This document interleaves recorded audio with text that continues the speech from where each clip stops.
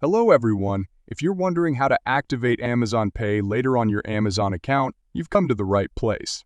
In this video, I'll walk you through the process step by step.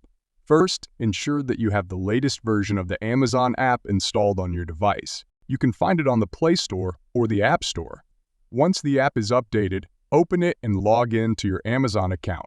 Tap on the three lines in the bottom right corner to access the menu. From there, scroll down and tap on Region. Make sure you're set to Amazon India, as the Pay Later option may vary by region.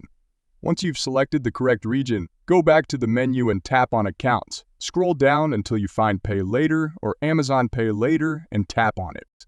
This will take you to a page where you can check your eligibility for the service.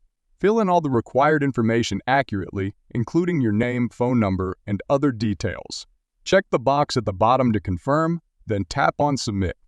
Amazon will review your information and inform you of your eligibility for Amazon Pay Later. If your account is eligible, they will activate it for you. That's it. If you found this video helpful, please like and comment below. Feel free to leave any questions or concerns in the comments.